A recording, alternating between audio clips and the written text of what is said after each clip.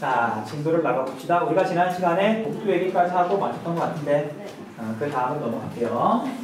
자, 이제 우리가 영역이란 단어는 뭐 많이 들어봤을 거니까 또 뜻은 대부분 알고 있을 거니까 말로만 하고 넘어갈게요. 대한민국의 주권이 미치는 범위, 대한민국의 힘이 어디까지 미치느냐.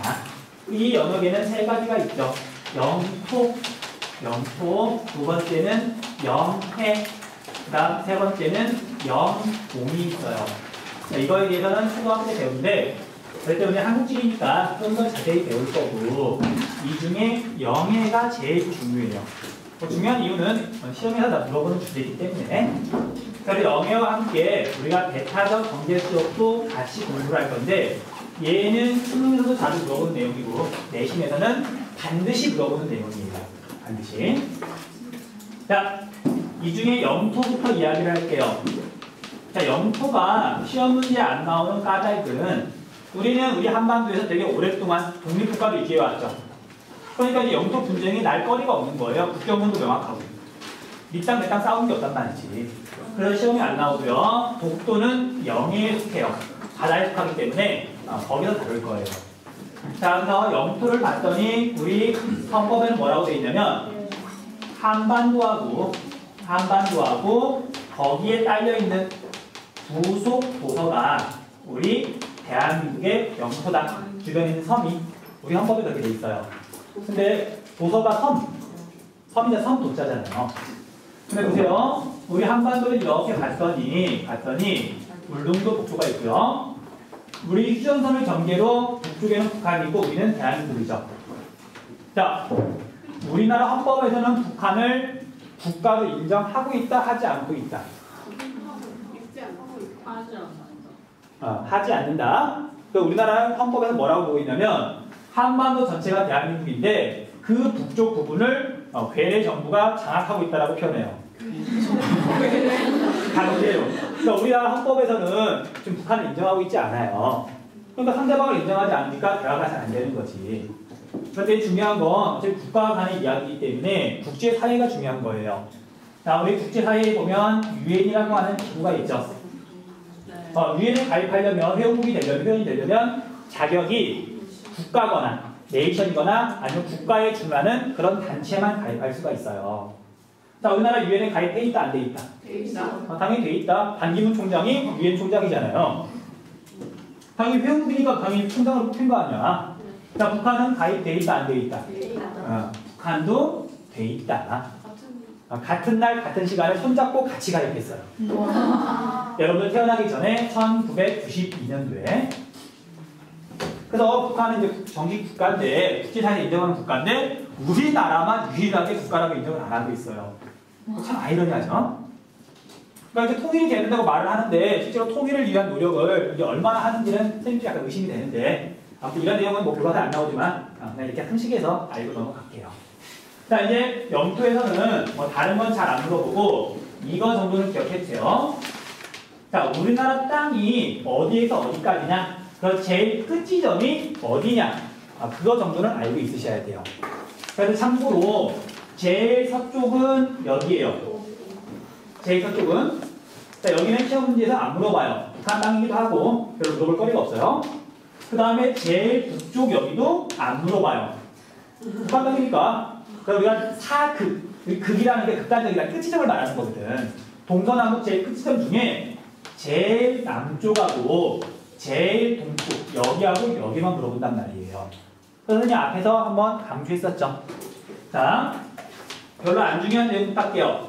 우리나라 한반도에서 제일 서쪽은 북한 땅인데 경도가 동경 124도 정도가 돼요. 이건 기억 안 해도 돼요. 그 다음에 우리나라에서 한반도에서 제일 북쪽은 북이 43도 정도가 돼요. 맨 끝에가. 자, 이제 중요한 건 여기 두 개죠. 우리나라에서 제일 동쪽에 있는 섬은 독도. 독도는 경도가 중요하다고 그랬죠. 독도의 경도 몇 도예요? 독도의 경도 몇 도예요? 이거 중요한 거 여러 그랬잖아. 131도 52분. 물론 초까지 끝까지 말하면 너무 오타쿠스럽잖아. 어?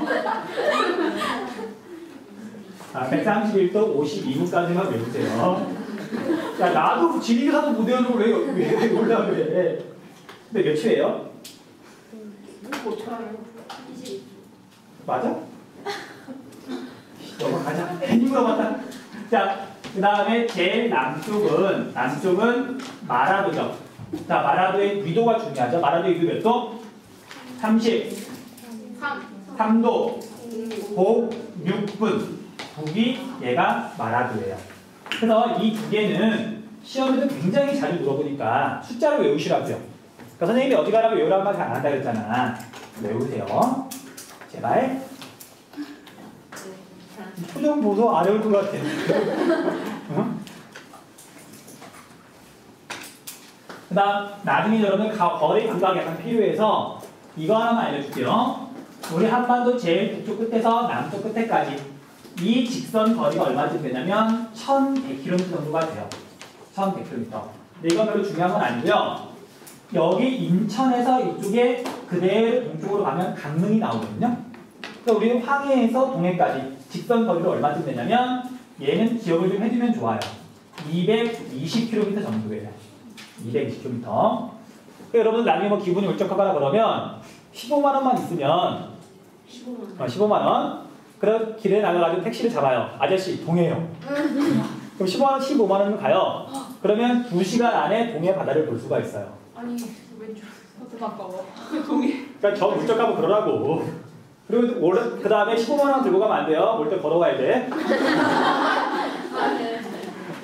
그래서 이게 서울에서 인천에서 강릉 동해까지 그렇게 안 멀다고요.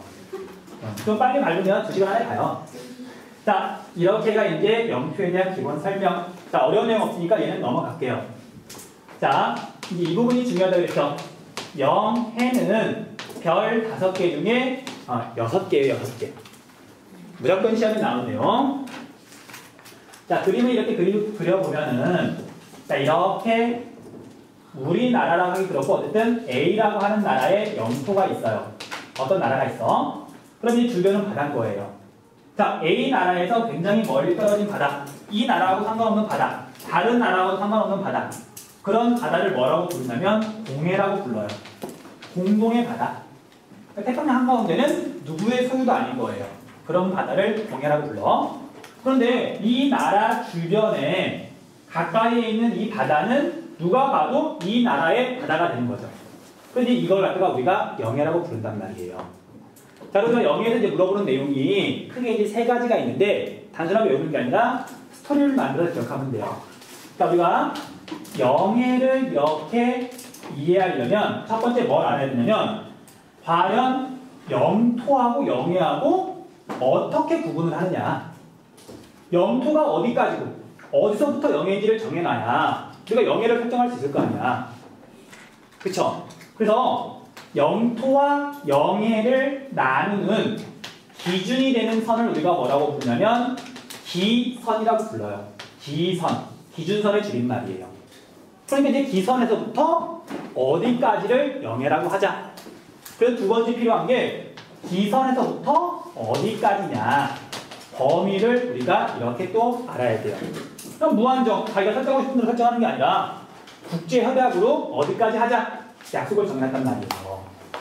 그다음 세 번째는 자 1번은 영해고 2번은 A 나라의 영해가 아니죠. 범위가 설정이 됐으면 그럼 얘랑 얘랑은 뭐가 다른가? 영해는 뭔가 특별할 거 아니에요. 자, 그래서 영해에서 누릴 수 있는 권한 이렇게 3가지를 정리하시면 돼요. 차례대로. 뭐 어려운 내용 아니니까. 야, 나한테 물어봐야 돼. 영토와 영해의 경계선이요. 그러니까 영토 바깥쪽이 이제 바다니까 영해잖아. 그걸 이제 구분해야 범위를 설정할 수 있을 거 아니에요. 그렇잖아. 그걸 기준선 줄여서 기선이라 그래요. 기선. 이 주는 생략된 거야. 자, 그럼 영해에서 첫 번째 알아야 되는 게 기선이에요. 기선. 자, 그럼 문제 낼게요.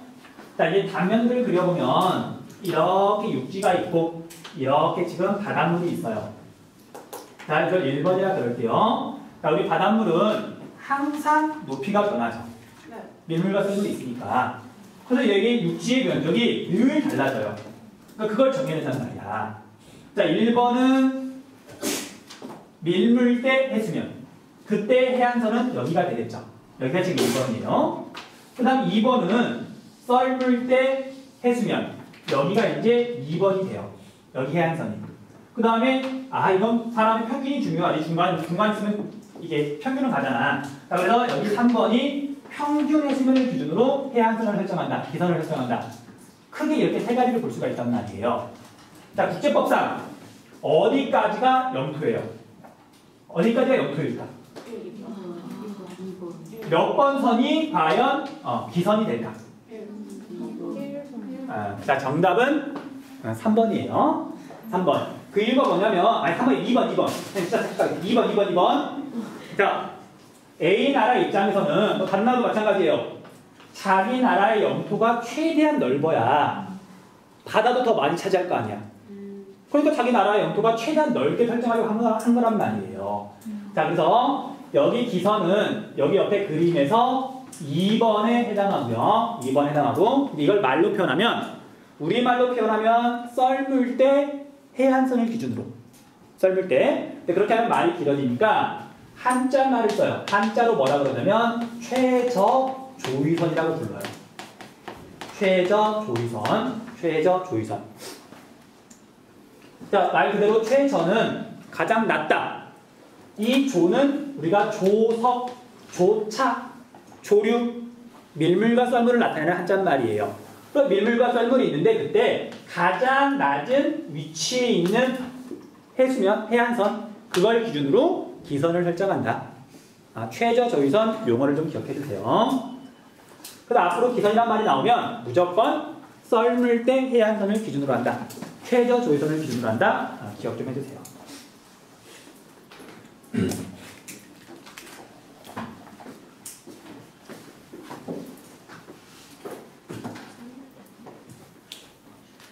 다른 거나 젖은 거나 페이구는 그놈이 그놈이요. 빨아서 그래요. 깨끗하긴 하네. 자, 그래서 이제 기선을 이렇게 설정할 텐데, 이제 문제는 기선을 설정하려고 봤더니 특별한 지역은 평범한 방법으로는 기선을 설정할 수가 없어요. 그래서 특별한 것을 설명할게요. 자, 어떤 나라에 가서 해안선을 봤더니 우리나라 동해랑 비슷해요. 자, 우리나라 동해안은 해안선이 되게 단순하죠. 섬도 없죠. 그리고 동해안은 밀물과 썰물의 차이도 거의 없어요. 여러분 나중에 동해안 가가지고 하루 종일 한번 바다를 바라봐요. 그러면 바닷물의 높이가 변하는 게 안 보여요. 높이 차이가 20cm밖에 안 변하거든. 그러니까 파도가 치면 그 티가 안 나요. 이런 해안은 그냥 해안선을 기준으로 여기서 직접 기선을 설정하면 돼요. 썰물 때 해안선 딱 재가지고 이걸 기선으로 삼으면 되겠구나. 그렇게 기선을 설정하는 방법이 있고요. 그 다음에 우리나라 황해안이나 남해안처럼 해안선이 지랄 맞고 그 다음에 또 섬이 굉장히 많은 이런 해안도 있어요. 간단한 해안, 복잡한 해안. 여기 한번 봐보세요. 아직 이렇게 범위를 흔히 말해주진 않았지만 기절할 것 같아. 범위를 말하진 않았지만 영토가 있으면 이 기선이 있으면 여기서부터 둘레로 얼마만큼 그게 영해가 될 거 아니야. 그럼 보세요. 이런 거 요만큼이 영해고 이만큼이 영해고 이만큼이 영해고 이만큼이 영해고 또 여기 해안선에서부터 또 이만큼이 영해고 그러면 여기는 어떻게 되는 거예요? 공해. 이게 공해야? 아니 우리나라 영해로 둘러싸여 있는데 이걸 공해야? 이게 말이 안 되잖아요. 이렇게 섬이 많고 해안선이 복잡할 때는 어차피 섬 안쪽은 이렇게 영해로 거의 둘러싸여 있으니까 그냥 우리 걸로 하자. 그 기선을 해안선이 아니라 다른 방법을 적용한단 말이에요. 자, 이렇게 생각하지 말고 가장 바깥쪽에 있는 섬을 최외곽 도서라고 해요. 최외곽. 가장 바깥쪽에 있다. 그 가장 바깥쪽에 있는 섬들을 직선으로 연결해요. 이런 식으로. 이게 새로운 기선이 되는 거예요. 얘는 해안선에서 직접, 얘는 가장 바깥쪽에 있는 섬에서 직선을 그어서 새로운 기선을 정하더라.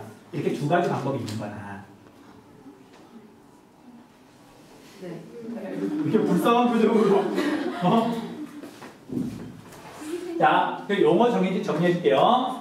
자, 전 세계 해안선을 봤더니 1번처럼 단순한 해안이 많다, 아니면 2번처럼 복잡한 해안이 많다.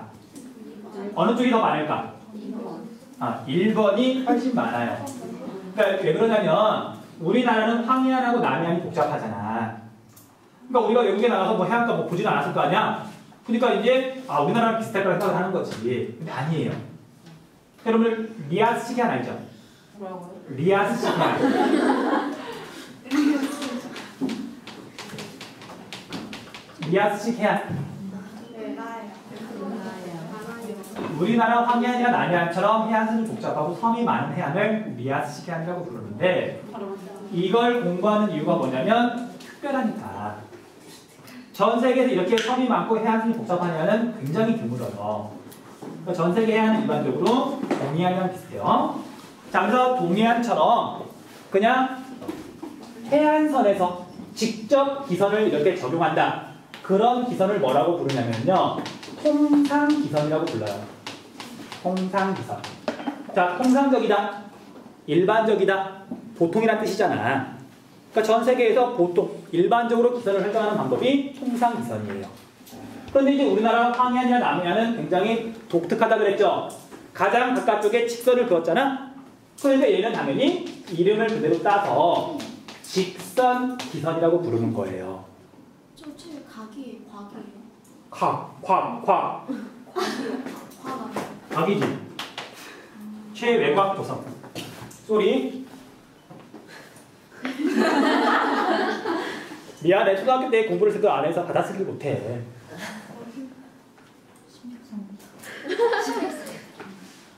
선생님 고등학교 때 공부했어. 그때까지 공부 하나도 안 했어요. 그래서 선택하셨어요.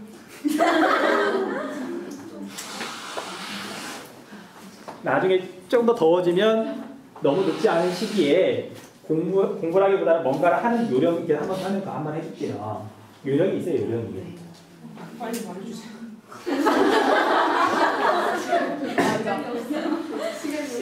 시간이 없어요. 1년밖에 안 남았어요. 1년 반. 자, 그럼 정말 한 가지만 이야기해 줄게요. 자, 선생님이 뭐 그럴 가능성은 거의 없긴 하지만 이런 게 있어요. 자, 시험이 만약에 30일이 한 달이 남았다 내신이. 그러면 보통 부모님들 중에 이런 방법을 쓰는 사람들이 많아요. 네가 이번 시험에서 종전 시험에 비해서 얼마만큼 성적이 올라가면 원하는 걸 해주겠다. 이걸 당근이라 그러죠. 그렇잖아. 근데 이 방법이 선생님이 봤을 때 성공한 역사를 본 적이 없어요. 많이 쓰는 것 같긴 한데 절대 성공할 수가 없어요. 왜냐면 사람은 인간이기 때문에 30일을 견딜 수가 없는 거예요. 자, 좀 극단적으로 말할게요. 여러분들 과외를 하거나 뭐 좀 비싼 학원 같은 거 가면은 한 과목 하는데 뭐 돈 꽤 많이 들어가잖아. 그래서 만약에 60만 원을 벌었다. 근데 생각해보세요. 한 달에 60만 원 사비로 쓰는 경우 많단 말이야. 근데 60만 원 들이고 성적이 올라가느냐? 잘 안 올라가지. 그래서 이제 협상을 잘해야 돼요. 만약에 고3이잖아. 고등학교 2학년이잖아. 내가 만약에 현재 학원 같은 거 다니면서 이만큼 가까운 돈을 쓰고 있어. 그러면 이제 부모님을 찾아가야죠. 면담하러. 단판 지으러. 60만 원 가지고 지금 투자하고 있는데 성적이 잘 안 변하는 것 같아요. 다른 방법을 쓰고 싶은데 도와주세요. 오케이? 그렇잖아. 사실 과외를 하고 학원을 다니는 이유는 성적이 올라서가 아니라 안 하면 떨어질 것 같으니까 하는 거거든요.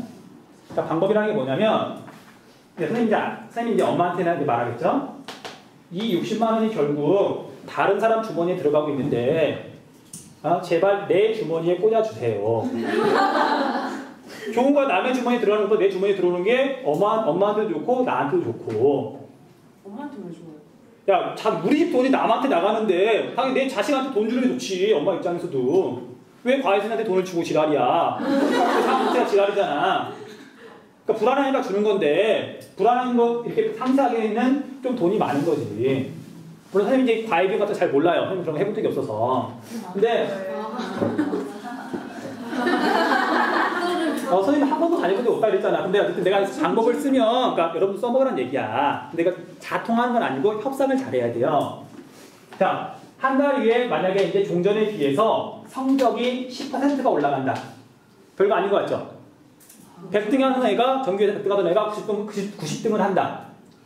조금만 더 노력하면 가능한 일이에요. 그 조금 노력하는 게 힘들어서 그렇지. 근데 이거 말을 잘해야 돼. 보통 부모님이 10%면 되게 성이 안 차시거든? 이거 뭐야? 10등 하는 애가 9등 하는 거잖아. 말을 잘해서 10%가 굉장히 큰 수치라는 걸 강조해줘야 돼요.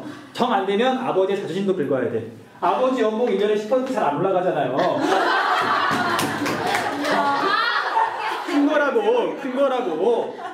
어쨌든 이게 수치를 너무 높게 잡으면 우리도 힘드니까. 그래서 중간 때 10%, 또 기말 때 거기서 10%, 또 10%, 1년 지나면 정말 놀라운 변화가 있을 거라면서 약을 잘 팔아야 돼요. 그렇잖아? 오케이? 여기까지 동의해요? 네. 그러면 내가 10%를 이제 올리는 게 이번 시험의 목표인데 도와주세요. 일단 학원은 뭐 당장 끊을 수는 없으니까 그때 올릴 텐데 올라가면 60만 원을 그때 가서 한 방에 주지 마시고요. 왜냐면 30일 못 참는단 말이에요. 작심삼일 힘들잖아. 3일까지는 하는데 3일 지나면 60만 원이 좋긴 한데 너무 힘들어. 그래서 못하는 거야. 하물며 2년 있다가 좋은 대학 가면 인생이 좋아질 걸 아는데 2년을 어떻게 못해 사람이. 그렇잖아. 그래서 못하는 거예요. 그러니까 이런 것들이 방법이라고.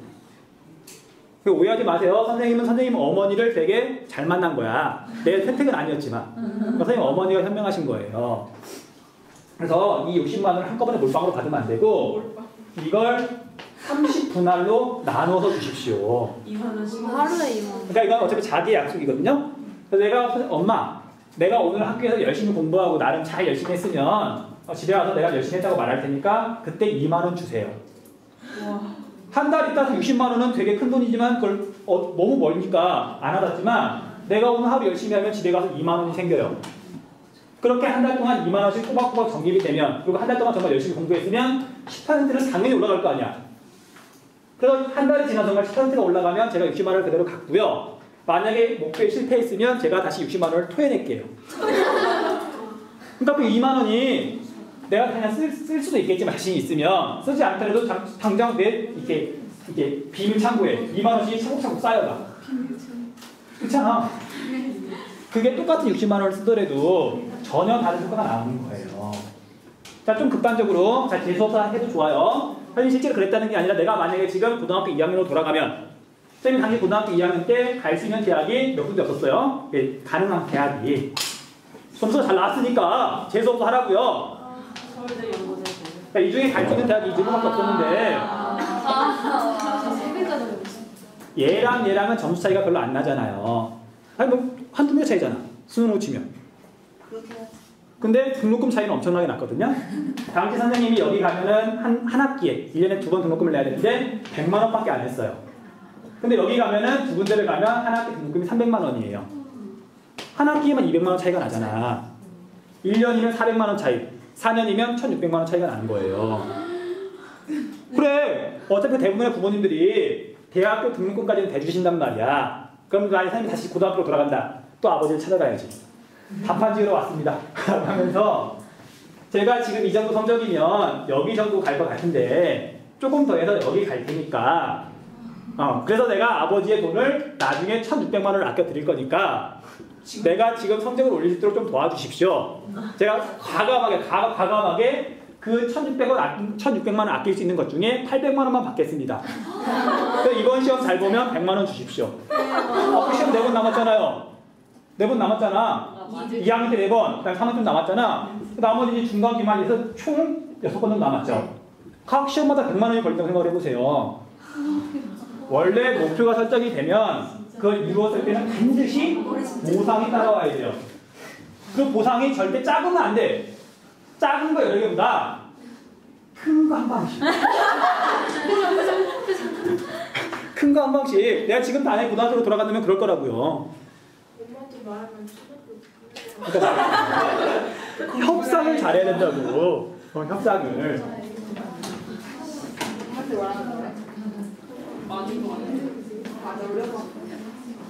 그러니까 이게 절대 불가하다. 알려주지. 또 하나 방법 알려주세요. 또 하나 방법? 네. 옵션을. 자, 결국 공부는 자기와의 싸움이잖아요. 내가 해야 되는 거잖아. 어떤 게 있냐면 사람이 앞으로 남아있는 기간 2년이 남았는데 야 2년을 이제 참아야 된다. 그렇게 생각하면 2년을 잘 보낼 수가 없어요. 기본적으로 싫은 기간인데 이걸 꾸역꾸역 참아내는 거잖아. 어떻게 보면 되게 수동적이고 되게 이제 부정적인 감정이잖아요. 되게 안 좋은 거야. 그래서 공부를 하든 뭘 하든 사람이 반드시 힘든 시간이 물론 앞으로 이어지겠지만 내가 그동안 무엇을 해왔는가, 무엇을 이루어왔는가 그걸 구체적으로 남기면서 하면은 훨씬 수월해요. 그러니까 선생님은 고등학교 때 어떻게 공부했냐면 누가 알려줘서 그렇게 한 건 아닌데 하루 뭐 예를 들면 한 일주일 정도 공부를 해봐. 그럼 내가 공부량 적당히 알잖아. 그냥 적당히 열심히 했을 때 무리 안 하고. 왜냐면 2년 동안 꾸준히 가야 되니까. 자 여러분들 오늘 컨디션 좋아. 학기 중에 열심히 해야 돼. 피치를 막 올려요. 근데 한 3일 하면 지치죠. 그쵸. 갑자기 모든 걸 놓아. 해탈의 경기 일어요. 내가 정말 뭐 하겠다 이러는가. 그럼 갑자기 이제 푹 페이스가 떨어지죠. 그러다가 밑에서 이렇게 좀 놀다가 이러면 안 돼. 다시 이렇게 올라가는데 문제는 초반보다 체력이 떨어져가지고 여기까지 못 올라가요. 이만큼 갔다가 또 며칠 좀 하다가 힘들어. 그러다가 점점 낮아지면서 결국은 죽죠. 그 안타깝게도 2학년만 돼도 이 단계에 이미 접어든 애들이 꽤 있어요. 어쩔 수 없어. 뭐 이제 성적 가지고 말하기는 좀 그렇지만 400분 밖에 넘어간 애들 같은 경우는 참 되게 안타까워요. 당연히 잘하고 싶은데 그리고 잘하려고 몇 번 노력해봤을 텐데 그러니까 방법을 잘 못 써가지고 방법을 잘 몰라가지고 되게 슬픈 이제 상황이 닥친 거지. 그런 학생들 앞으로 2년 남았는데 어떡할 거야. 물론 지금 다시 시작할 수도 있는데 어떻게 보면 이제 이런 실패에 대한 경험이 쌓이면 다시 시도조차 못하는 경우도 생겨요. 그건 학습된 무기력이라 그래요. 그래서 어쨌든 이런 것도 있긴 하지만 선생님이 고등학교 때 썼던 방법 중에 하나가 공부를 이렇게 해보고 내가 이 정도가 적당한 공부 양이야. 공부 목표를 설정하는 거예요. 그래서 어떤 식으로 했냐면 수학 몇 문제를 풀겠다. 그렇게 정하면 안 돼요. 문제에 따라서 시간이 달라지잖아. 내가 수학 문제를 풀었더니 하루에 열심히 공부했더니 대략 연습장 5장은 이렇게 문제를 풀더라. 이건 난이도하고 상관없어요. 대략 내가 5장 정도를 풀면은 내 적당한 공부량이 되는 거야. 이건 물론 임의로 정한 거예요. 자, 그래서 이제 일주일 정도 공부해보고 이건 내 수학 공부 하루 목표량이 되는 거예요. 그럼 아침에 6장, 5장을 준비해요. 오늘의 목표량. 이거 채우자. 그럼 좀 열심히 하면 먼저 채울 수 있고 좀 모자랄 수 있긴 하지만 근데 별일이 없으면 그냥 평균적으로 해가지고 이제 적당한 목표를 세웠잖아. 또 목표를 잘 설정해야 되는데 다 이루었어. 내가 5장을 채웠어. 그럼 반드시 뭔가를 이렇게 보상을 해줘야 돼요. 열심히 했으니까 이만큼 한 거 아니야. 또 선생님 같은 경우에 이런 식으로 채우면 나름 스스로 규칙을 정해가지고 적립을 해놨어요. 그래서 한 일주일 정도 모으면 돈이 좀 될 거 아니야? 그럼 기분 좋게 맛있는 걸 사먹는 거예요. 그럼 나중에 자기가 정한 기준이란 말이야. 이런 게 하나하나가 성취감이 돼가지고 쌓여가는 거예요. 그리고 하루에 5장이 채웠잖아? 그럼 그 다음날 또 5장이 생기겠죠. 그 다음날 5장이 생기겠죠. 안 버려요. 모아둬요. 일주일씩 모으면 35장이 되겠죠. 그럼 35장 이렇게 쌓아두고 그 35장은 다음 주에 내 공부 목표량이 되는 거예요. 다음 주도 35장 해야 되겠다. 그럼 이제 한 달치가 되면 이만큼 쌓이겠지. 그럼 그것도 이제 눈에 보이는 대로 말고 뒤에 창과 같은 데 또 쌓아둬요. 그리고 이제 힘들 때마다 힘든데? 그러면 내가 지금까지 얼마만큼을 쌓아왔느냐. 한번 쓱 보면 되게 이렇게 힘이 나요. 거짓말 안 하는 거고 이건 나를 속이는 게 아니거든요. 그래서 선생님은 고등학교 때 공부할 때 썼던 볼펜들 다 모아놨어요. 내가 공부한 만큼 남아있는 거니까. 엄마가 버려? 그러니까 이런 식으로 내가 얼마만큼 해왔느냐 그걸 볼 때 힘이 나요. 내가 열심히 해왔으면. 근데 막연하게 열심히 했어가 아니야. 눈에 보이는 걸로 남기면 좀 낫더란 말이죠. 그런 방법들이 있단 말이야. 그냥 열심히 한다? 절대 열심히 못해요. 보상이 필요하고 보상은 선생님 말했잖아. 협상 잘 해보세요. 이거야. 결국엔 이거야. 이게 뭐야? 돈이란 얘기야?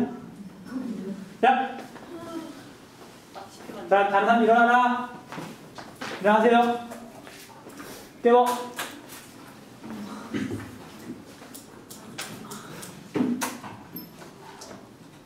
자, 우리가 기선 참 먼 길 돌아왔네. 자, 기선은 이렇게 두 가지가 있는데 이제 우리나라에서 이제 어느 지역이 어떤 기선을 쓰느냐 그거 정리해야 되겠죠. 통상 기선을 쓰는 곳은 해안선이 단순한 곳, 동해안, 그 다음에 제주도, 그 다음에 울릉도, 그 다음에 독도 이렇게가 통상 기선을 적용해요. 그 다음에 직선 기선은 황해, 그 다음에 남해, 그 다음에 한 군데 더 대한해협 여기까지가 직선 기선을 적용하는데 대한해협에다 별표를 좀 해주세요. 우리가 황해하고 남해는 당연히 알고 있는 내용이잖아 이제. 근데 대한해협이 약간 독특해서 시험에 잘 물어봐요. 왜 중요한지는 이제 여기 범위 설정하면서 같이 이야기를 해줄게요. 자, 이제 그 다음은 이제 범위예요. 영해가 있으면 이제 과연 기선에서부터 어디까지를, 범위는 뭐냐? 어디까지를 이제 우리가 영해라고 할 것인가. 그래서 우리 이렇게 육지가 있고 바다가 이렇게 있으면 기선에서부터 여기가 이제 기선이 되는 거예요. 만약에 직선 기선이면 이렇게 섬이 그려져 있고 여기가 기선이 되는 거예요. 가장 바깥쪽에 있는 섬이니까. 여기에서부터 바깥쪽으로 어디까지를 인정하냐면 12L까지를 인정해요. 그래서 범위는 기선에서 12L까지다. 자, 그래서 1해리는 1852m예요. 약 2km. 자, 그러면 12L이면 약 20km예요. 우리나라 인천에서 강릉까지 220km. 여기다 영해를 표시하면 이 정도밖에 안 돼요. 넓은 거야, 좁은 거야? 생각보다 좁은 바다예요, 영해는. 되게 좁은 바다예요. 그래서 우리나라랑 울릉도 사이 중간 지점 있죠? 우리나라의 영해가 아니에요. 영해는 굉장히 좁은 바다라고요. 자, 그런데 이제 문제가 뭐냐면 어떤 나라하고 다른 나라하고 굉장히 가까이 붙어 있어요. 그러면 12L을 다 설정하지 못하겠죠. 이런 경우에는 두 나라가 합의를 해야 되는데 우리나라랑 일본이랑 가까이 붙어 있는 거예요. 자, 그 붙어 있는 부분이 어디냐면 바로 여기 부산하고 여기에 있는 대마도하고 가까워요. 여기가 바로 대한해협이에요. 해협이 협소한 바다, 좁은 바다. 여기는 그래서 직선 기선을 적용하되 대한해협은 12L이가 아니라 3L까지만 영해를 설정해 놨어요.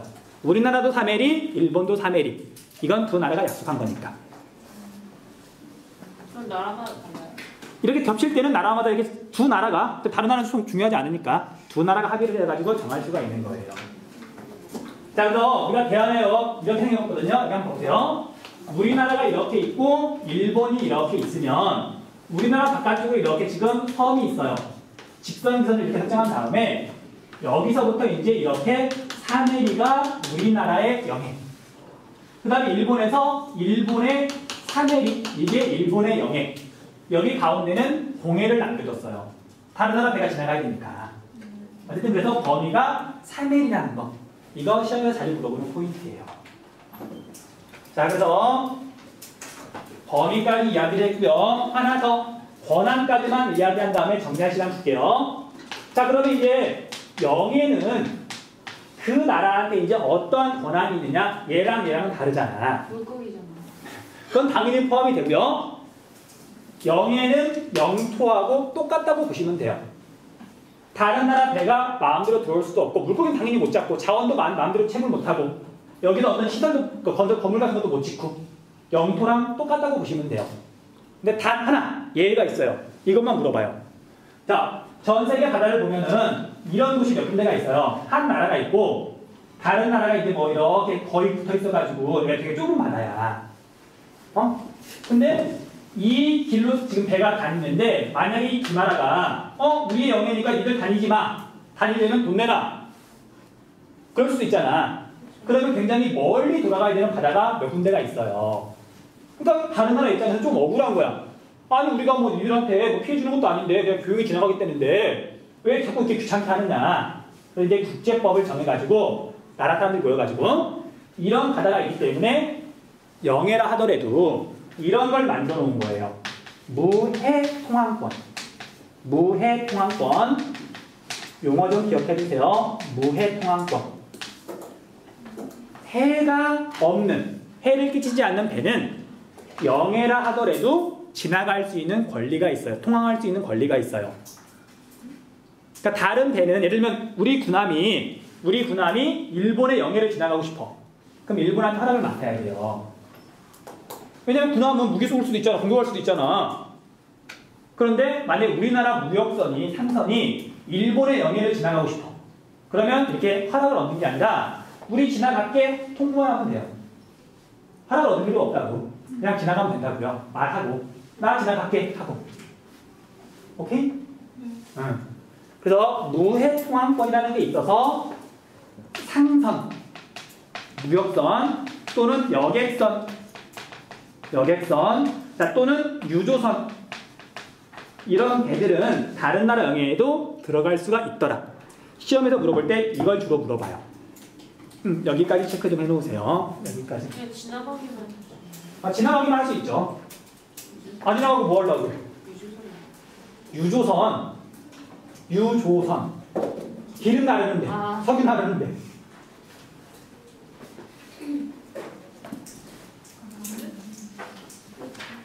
안 끝났어.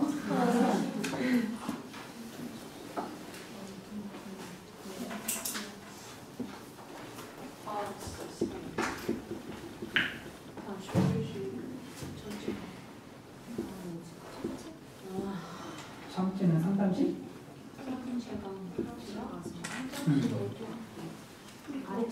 맞게 하세요. 얘기?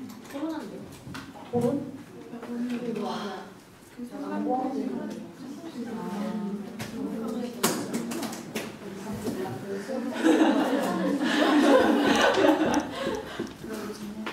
그래, 내가 수업 한국 중에 뭐 말도 안 되는 말로 한번 고칠게. 어? 자, 한 가지만 내용 더 말하고 마칠게요. 자, 이제 우리나라가 이렇게 있으면 간첩 사업이라는 걸 하죠. 간첩. 간첩 말고 간첩. 잘 한번 끼워주세요. 잘 한번 끼워줘. 자, 간첩 사업을 할 때 만약에 1번처럼 동해안에 간첩 사업을 한다. 그래서 좀 이제 무식하게 이만큼 간첩 사업을 했어요. 이건 솔직히 이렇게 할 수는 없어요. 동해는 굉장히 깊어가지고 이만큼 간첩 사업을 하려면 백두산을 깎아가지고 집어넣어도 못 메워요. 백두산, 아무튼 이만큼 간첩 사업을 하면 이쪽은 영해의 범위가 달라져요. 자, 이만큼 땅을 만들었으니까 이게 새로운 기선이 돼가지고 종전에는 영해가 이만큼이었는데 영해가 이렇게 더 늘어난 거죠. 영토 늘릴 수 있는. 영토는 늘릴 수가 있어요. 억울하면 태평양 메워도 돼요. 메울 수만 있으면. 자, 근데 2번 우리가 황해안 지역에 간척 사업을 해가지고 이만큼 간척 사업을 했다고 한번 가정을 해볼게요. 그럼 이런 경우에는 보세요. 황해 같은 경우에는 가장 바깥쪽에 있는 섬들을 직선으로 연결한 다음에 여기서부터 바깥쪽으로 이렇게 영해를 설정한다 그랬잖아요. 빗금친 부분이 영해예요.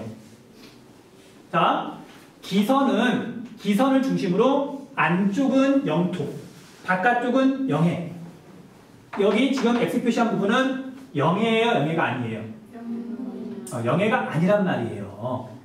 이 법이잖아, 법. 여기는 영해가 아니라 기선 안쪽이니까 영토고요. 물로 되어 있으니까 우리 육지에 있는 호수랑 똑같이 취급해요. 그래서 이걸 갖다가 뭐라고 표현하냐면 내수라고 그래요. 안에 있는 물, 내수. 그래서 우리가 황해안에 간척 사업을 하면 영해의 범위는 변화가 없다. 변화가 없다. 네? 물론 섬에다 하면 변하지.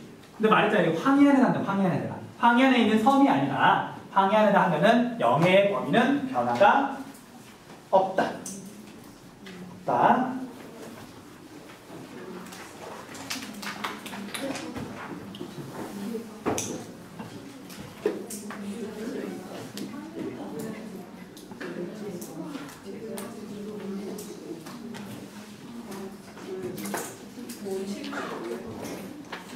자, 혹시 질문? 질문 없고.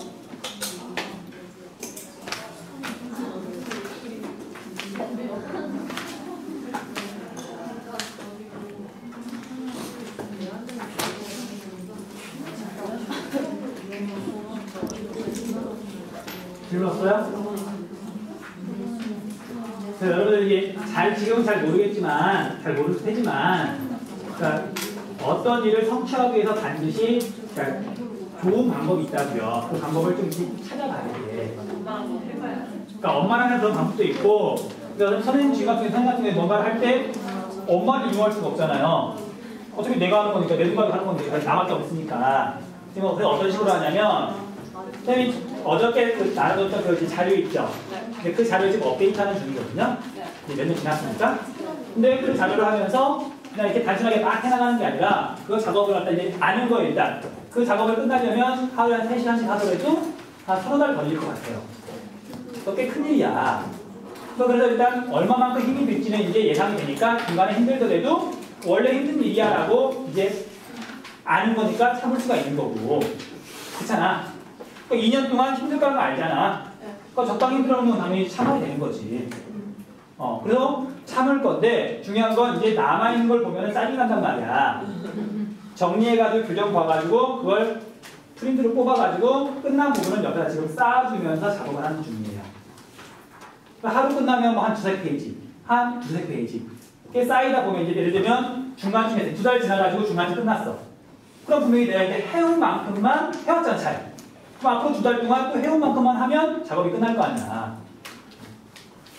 내가 해온 걸, 해놓은 걸 중요하게 생각을 해야 돼요. 그리고 그게 나한테 있어서 이제 자신감이 되는 거야. 야, 2달 열심히 했는데 앞으로 2달 할 수 있겠지. 그렇잖아. 그런 힘이 된다고요.